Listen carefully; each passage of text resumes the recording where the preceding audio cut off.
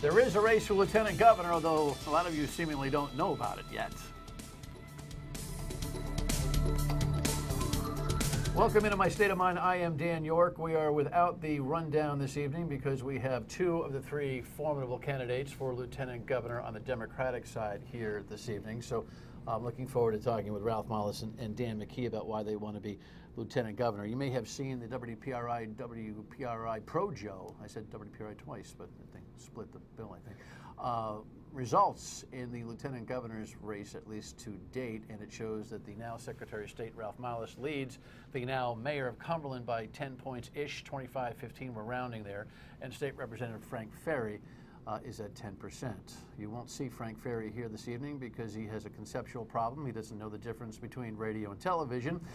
He's boycotting the radio, he says, and so when we asked him repeatedly and his people to come and share some time with the candidates he's running against for lieutenant governor, he said, well, I'm observing the boycott, and I just don't have time to spell radio and television for Frank Ferry. So good luck to him and his race. Unbelievable. Here's what Joe Fleming, pollster, said about the data that he accumulated. This race is not going to allow to play. The voters probably are not tuned in on it at all. And as a result, you know, with almost half the voters undecided, you don't know what's going to happen on primary day in this race. And so there you have it. Dan McKee, the mayor of Cumberland, Ralph Mollis, the Secretary of State. Yeah. Gentlemen, welcome. Thanks for coming. Great to be here. What do you make of the idea that half the electorate is either not clued in, doesn't know what's going on, or whatever? I wasn't too surprised. I mean, I think they are clued in. I think they do know what's going on. I just think it's a case of, you know, we've been out there talking with people. I think we both have a proven track record to base it on.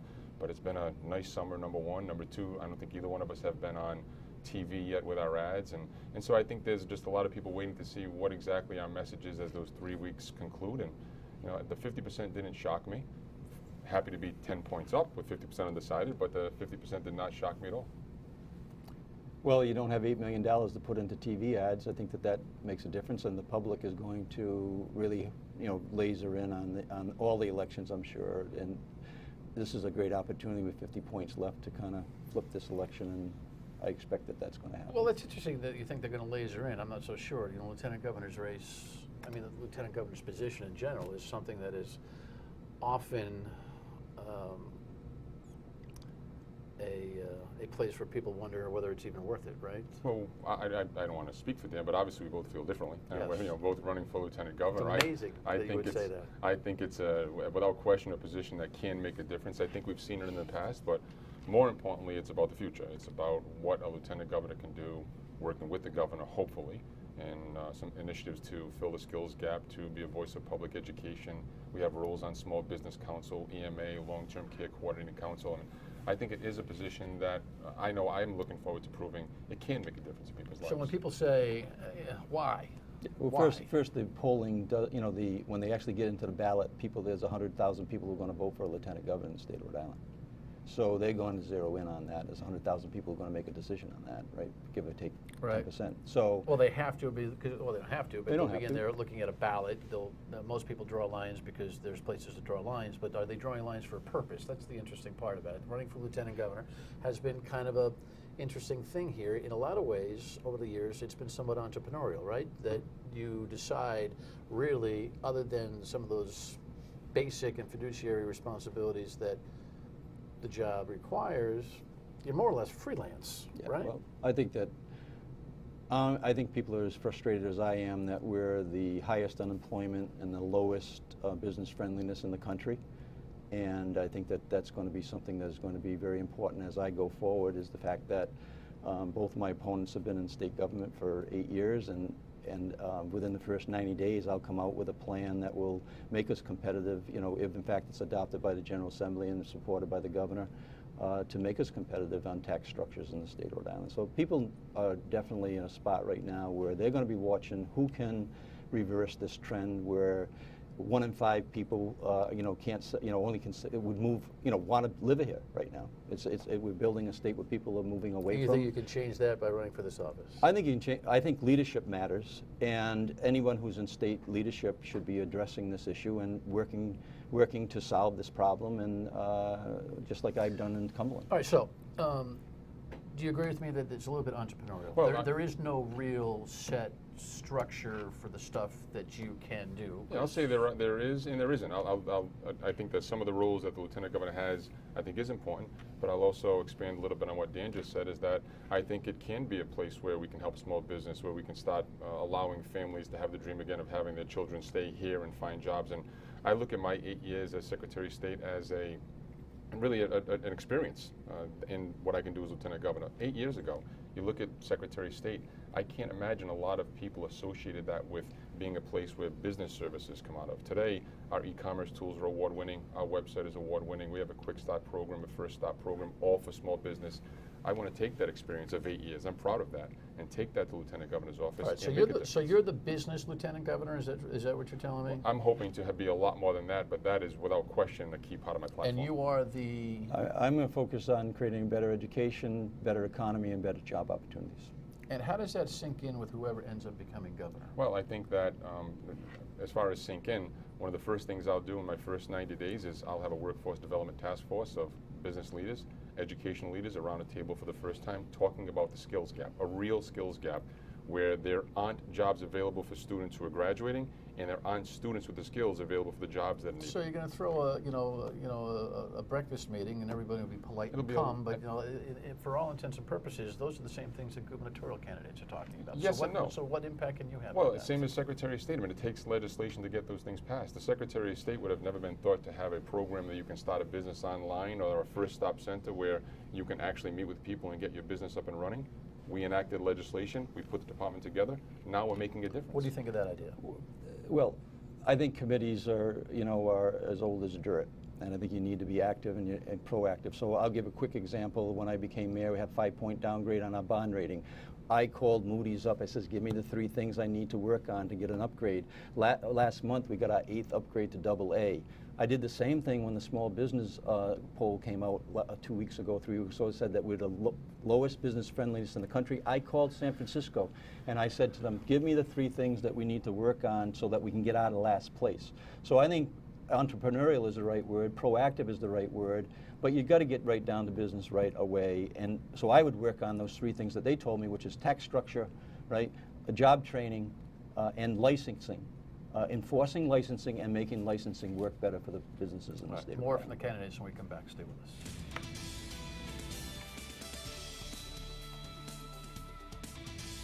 There are these roles that the General Assembly has put into law that person is supposed to do, that if done the right way, without a personal agenda or personal interests really taking over, can be done in a way that really helps the Assembly, helps the governor, helps the people of Rhode Island understand the pieces of the puzzle we're not seeing. Right, so Catherine Taylor, reflecting on some of the mechanics of government, she is the lead Republican candidate, most likely to face off against either one of these 2 guys or Frank Ferry, who can't find the TV studio. Ralph Mollis is our Secretary of State. Dan McKee is our Cumberland Mayor. And I should say, for full disclosure, just because I always want everyone to know what's on the table here, Dan and I have been friends for a long time. We play golf together. He is my mayor. Ralph and I have known each other a long time, and we actually developed a little bit of a business friendship from yelling at each other. Doesn't mean you guys can ask me to play golf.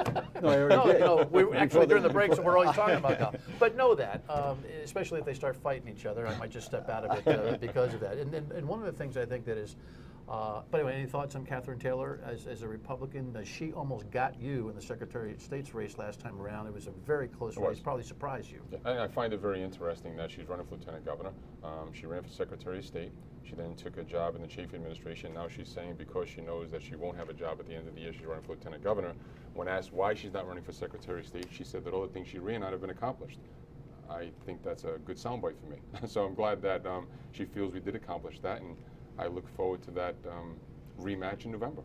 Your thought on Catherine Taylor at all? Quick, I think if Ralph ran for treasurer, Catherine would have run for treasurer.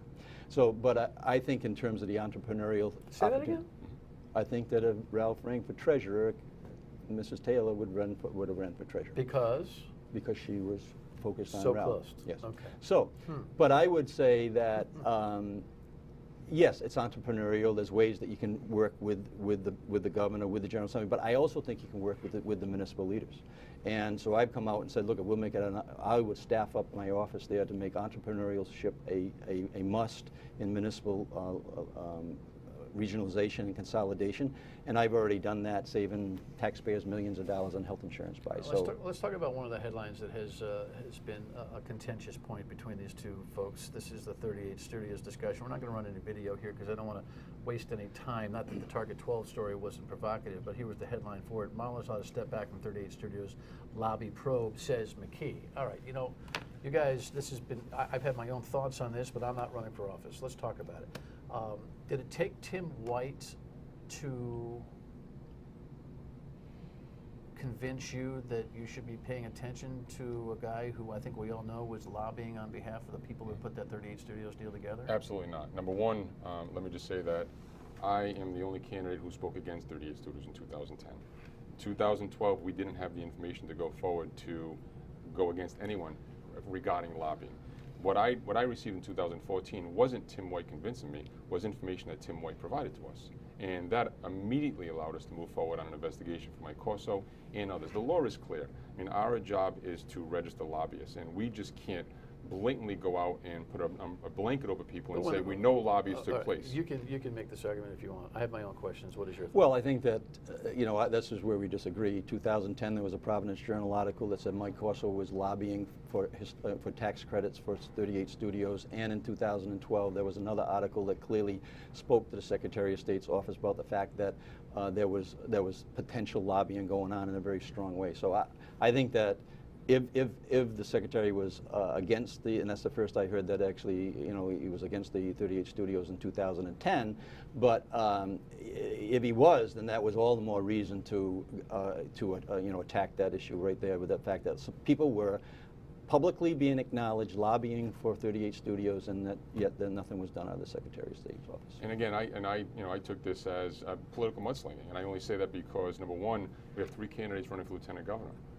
One voted for 38 Studios, the other hired the law firm that was knee-deep in 38 Studios. I'm the only one who was separate from it. I'm the only one who spoke against it in 2010, and yet they're trying to put 38 Studios on me. I mean, I'm the only candidate who you really couldn't put it on. So I'm doing my job. The investigation. Wait, this is interesting. You can defend yourself. Yeah, I got to defend myself on the law thing. What is it about as long as you come back that, me on that, make sure there's 30 seconds on the end of this. Well, go ahead. Just respond. No, first of all, I've asked for an independent you know, counsel to investigate all the issues that related to 38 Studios, especially in terms of the insiders, in terms of the decision making. So that would include my friend Tony Afonso, who Ralph's alluding to. So I'm not giving I'm not giving anybody a free pass. I'm asking for a full disclosure, and where the chips fall, they fall, and I've said that. So, you know, to say that somehow that I'm protecting somebody or was involved in that in 38 Studios because I happen to be friendly with you know, with an attorney. Yeah, I mean, let's break ridiculous. that down. Listen, you were in a position to regulate the lobbying of all businesses, or at least register the lobbyists. They register with us, yes. Right. Listen, Mike Corso was sniffing around that building even after the vote and the like. I mean, all the turbulence that came around it. It doesn't take a rocket scientist to figure out that somebody was working members of the General Assembly. It never dawned on you, even though you're not in a police role, I get it, not proactive police, you registered, that go, hey, by the way, should we check this Corso guy out? Of course it did. You are 100% right. No one gets $75 million without asking for it. Right. But someone had to lobby. First of all, and I'm just going to, you said Mike Corso was walking around the building, and I wouldn't know Mike Corso if he walked in this room right now. Dan McKee had to return a contribution from Mike Corso. I mean, I don't even know Mike. So my point is, you know, we can't blatantly say, okay, Mike Corso lobbied. We need something to go forward. The Rhode Island general law is clear. We need something to go forward on. We received it. Now we're investigating them. And regretfully, the hearings are being dragged on because no one's showing up. So now we're trying to get deposition of subpoena powers because the law is very, very vanilla when it comes to what the Secretary of State can do. And by the way, why would you try to pin on him any responsibility for 38 Studios simply because he's got a lawyer? Absolutely not. What I said was that I find it ironic that in this race with the political mudslinging that they're trying to pin it on me, and I'm further removed from 38 Studios than any of the other candidates because I have no relationship with the law firm that has said it was a good deal, Yeah. and I didn't vote for it. Well, I think that it's a stretch. There was an article in 2010, Ralph, and there was an article in 2012 that was clear that Mike Corso was lobbying for 38 Studios. So being silent there, I think in that space, I think that's why we need to find out why there was silence in the Secretary of State's office. And that's why I'm encouraging a independent counsel to look at all the matters related to that. Let me clarify too, is that if there's illegal action going on, I completely agree that the state police should be in the illegal action. What I'm talking about is the taxpayers deserve to know what happened each step along the way, and where you touched it was in 2010 and 2012 with articles in the newspaper, and I think your antenna should have went up. Final word. What will he find if they have this independent review, if they did It's ever? administrative fines. It's as far as the independent review. I'm sorry, I am against an independent counsel. I have complete confidence in the state police, Attorney General, and The Secretary of Attorney State's office. General voted for the legislation that enabled the funding for 38 studios. You don't think the Attorney General ought to be the hell out of this thing completely? No, I don't. You don't. I think that each of us are elected or appointed to do a job, and I have complete confidence in the state police, Attorney General, and the Secretary of State's office in doing that job. Why? Simply because you got a logo on your official Not capacity at all, that we're because going to trust you to do the the people job have right? elected us to and trust us to do that job, and I know we will do it in the Secretary of And State's God office. knows public officials have never let us down in their official capacity. We have more. Stay with us. Come back. We'll be right back.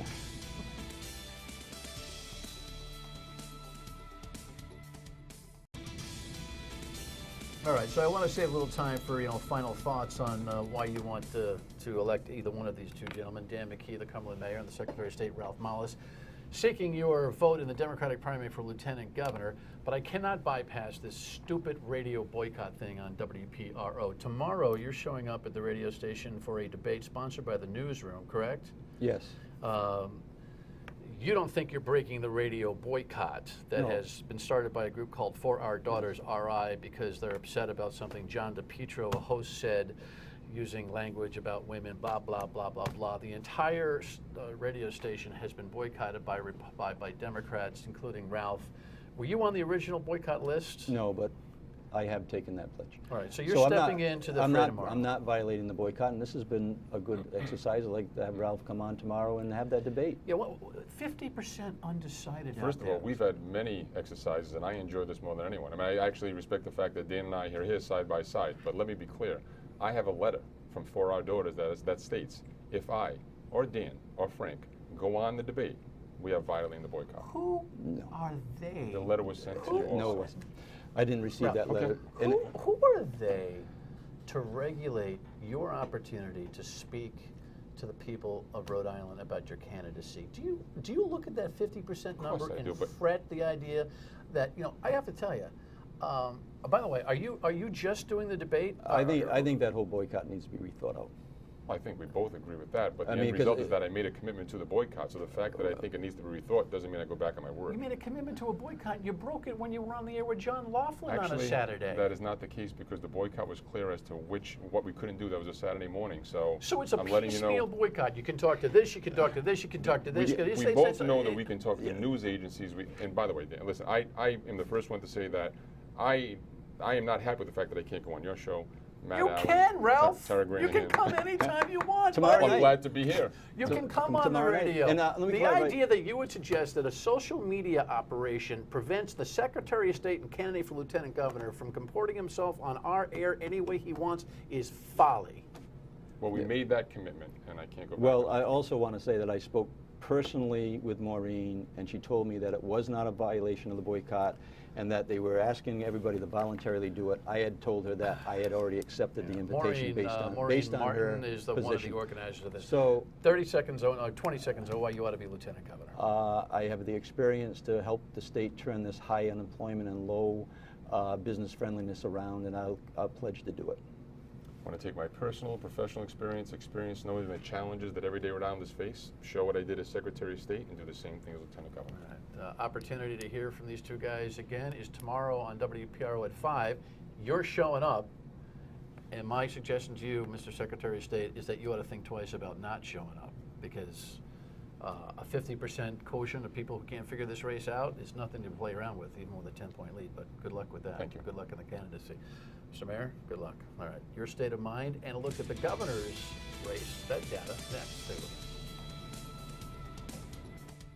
All righty, welcome back. You know, we just spoke with the two leading candidates on the Democratic side for lieutenant governor. By the way, we repeat the program at 11:30, and if you missed this, WPRI.com, just click on Dan York's State of Mind, and you can see these shows on demand anytime you want to. Tweet it out, do whatever you want to. Here's the data in the polls for the governor's race. Just wanted to have a quick thought on this. Gina Raimondo leading Angel Taveras by 5 points, and there is Clay Pell coming like down the stretch he comes. You spend millions out of your trust fund and you don't get contested and nobody even really presses you on where your car was lost. That's what happens. Angel Taveras is in a tough place, and we'll talk about that as we go here. I don't know, you know, he's got to fight two fronts, and he may end up being the victim of this three-way race. It's pretty interesting stuff. Gina Raimondo looks like she's comfortably ahead, but I think maybe capped out. Clay Pell could be coming with an on-the-ground force, you know, of labor union folks and money out the wazoo. Doesn't necessarily mean he's a general election candidate winner. It's very interesting stuff, and we'll re-examine and examine on the radio and television as we go, because there's plenty of time, 3 weeks. Your state of mind, all you got to do is just give us a little voicemail, 228-1886. Email me at stateofmind@myritv.com. Facebook post, tweet, Dan York Show, don't forget the E. Here's a voicemail from one of our listeners. The first thing we need to do is get rid of the fact of whether they're Democrat or Republican, say that they're running for office, that they're putting the state first, and, oh, by the way, yeah, they happen to be either Democrat or Republican.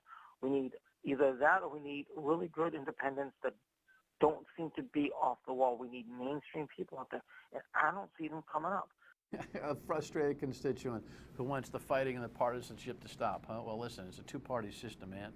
Well, in Rhode Island, it's a party and a third. But the Republican candidates on a statewide basis actually are more blue chip this year than ever. Speaking of the Republican candidates, Ken Block and Alan Fung, candidates for governor, Republicans, are right here, same two seats, tomorrow night on Dan York's State of Mind at 7:30. We'll see you on the radio at noon tomorrow and back here tomorrow night. Ought to be a dandy. Thanks for watching.